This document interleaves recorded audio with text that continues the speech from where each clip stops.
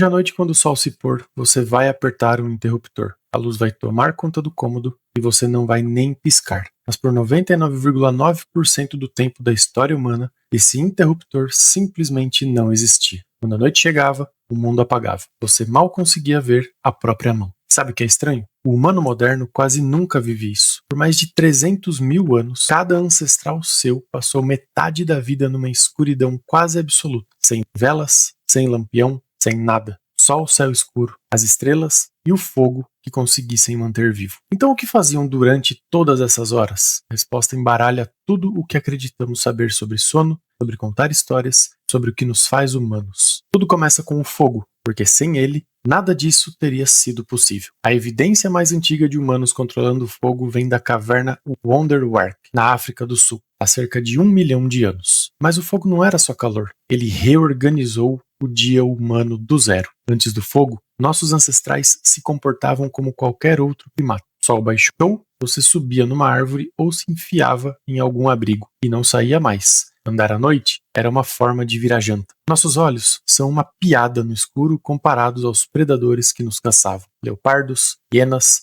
lobos, todos enxergavam perfeitamente bem. O fogo mudou isso completamente. E rápido. Uma fogueira cria um perímetro de segurança de uns 9 metros de raio. Dentro desse círculo, predador não entra. Fora dele, você não volta. Isso não é força de expressão. Antropólogos que estudam grupos de caçadores-coletores ainda ativos documentaram que pessoas que se afastam da fogueira à noite morrem com frequência muito maior por ataques de predadores, ainda hoje. Mas o ponto mais interessante não é esse. O fogo não apenas protegia, ele deu aos humanos algo que nunca tinham tido antes. Tempo extra. Pense nisso. Antes do fogo, o dia acabava com a luz. Umas 12 horas no verão, umas 8 no inverno. O fogo jogou de 2 a 4 horas a mais em cima de cada dia. E ao longo de milhares de gerações, esse tempo a mais mudou a nossa espécie. Em 2014, a antropóloga Polly Wisner publicou um estudo na revista Proceedings of the National Academy of Sciences.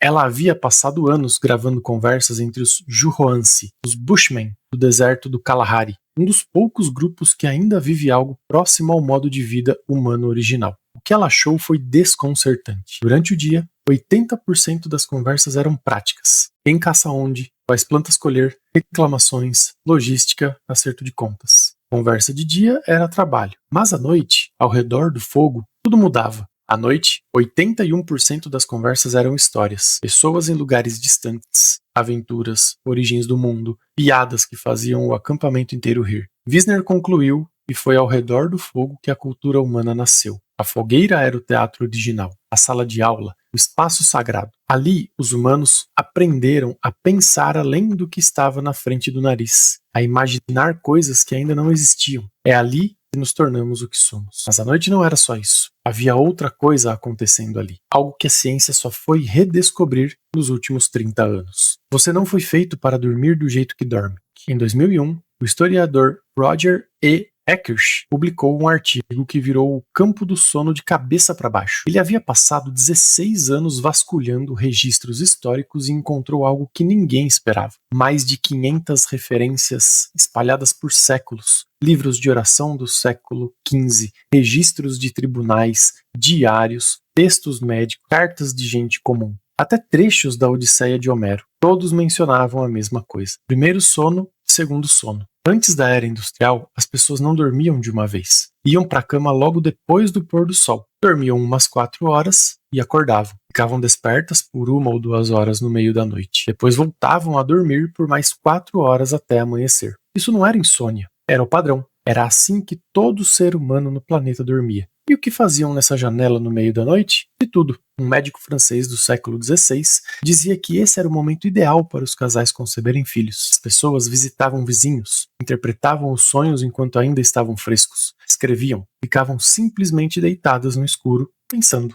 Um manual médico dos anos 1500 indicava a vigília. Como chamavam esse intervalo? Como o melhor horário para estudar e refletir. As horas quietas entre o primeiro e o segundo sono, quando a mente estava calma e o mundo em silêncio. Os historiadores liam essas referências há séculos, continuavam traduzindo primeiro sono como outra coisa, porque simplesmente não conseguiam conceber que as pessoas algum dia dormiram diferente. Sua posição era tão automática que tradutores distorciam o grego antigo e o latim medieval para encaixar na experiência moderna deles. Aí a ciência foi lá e confirmou. Em 1992, o psiquiatra Thomas Ver, do Instituto Nacional de Saúde Mental dos Estados Unidos da América, fez um experimento. Pegou um grupo de voluntários e tirou toda a luz artificial da vida deles. Por um mês, eles viveram com 14 horas de escuridão por noite, como nossos ancestrais viviam antes de o fogo estender à tarde. Em poucas semanas, todos os participantes caíram no mesmo ritmo, sem que ninguém mandasse. 4 horas de sono, 1 a 3 horas acordados em silêncio e mais 4 horas de sono. Ninguém orientou isso, ninguém sugeriu. Os corpos simplesmente fizeram como se um programa antigo tivesse estado adormecido dentro deles, esperando por séculos por uma chance de rodar. Ver mediu os hormônios durante esse intervalo e encontrou algo notável. Os participantes estavam num estado que não se parecia com nenhum estado de vigília comum. Os cérebros deles produziam níveis elevados de prolactina, o mesmo hormônio que aparece na meditação e logo após o orgasmo. Eles descreveram uma sensação de paz, de recolhimento, quase meditativo. Não era só uma pausa no sono, era um estado próprio de consciência em que a maioria dos humanos modernos nunca conheceu. O que matou esse estado? Algo mais simples do que você imagina. A luz. No século XVII, as cidades começaram a instalar postes. Paris foi uma das primeiras, por ordem de Luís XIV, que queria reduzir crimes nas ruas. Londres veio logo depois. A noite, que sempre foi um território de perigo e medo, foi aos poucos sendo domada. Vieram velas mais baratas, lampiões a gás no século XIX, e em 1879, Edison comercializou a lâmpada elétrica. Em menos de uma geração, a noite que a humanidade conhecia por 300 mil anos deixou de existir. E tem um detalhe que quase ninguém menciona. A palavra toque de recolher vem do francês ouvre-feu, que significa literalmente cobrir o fogo. Nas cidades medievais, um sino soava à noite, mandando todo mundo cobrir ou apagar a fogueira. Não por segurança, mas porque a noite devia ser escura. Noite era a hora de dormir. Noite era a hora de estar vulnerável. Durante a maior parte da história, circular à noite era comportamento suspeito. Em boa parte das cidades medievais europeias, sair depois de escurecer sem uma lanterna era crime. A noite pertencia a criminosos e ao sobrenatural, e as pessoas a temiam de um jeito que hoje é quase impossível de entender. Aí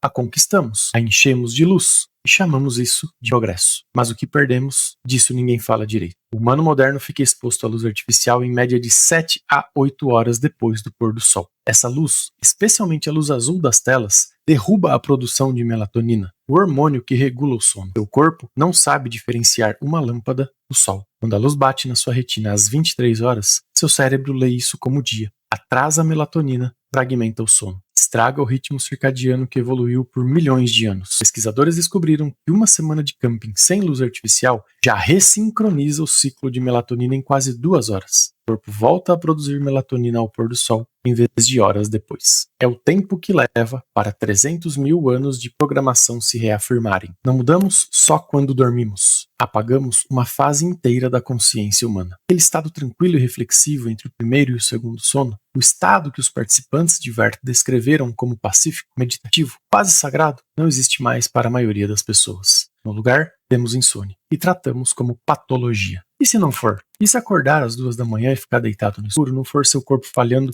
mas seu corpo lembrando do que foi construído para fazer? 300 mil anos, seus ancestrais viveram as noites num ritmo que a ciência moderna mal começou a entender. Eles se reuniam ao redor do fogo, contavam histórias que ergueram civilizações, dormiam em 2 partes com um intervalo de silêncio no meio.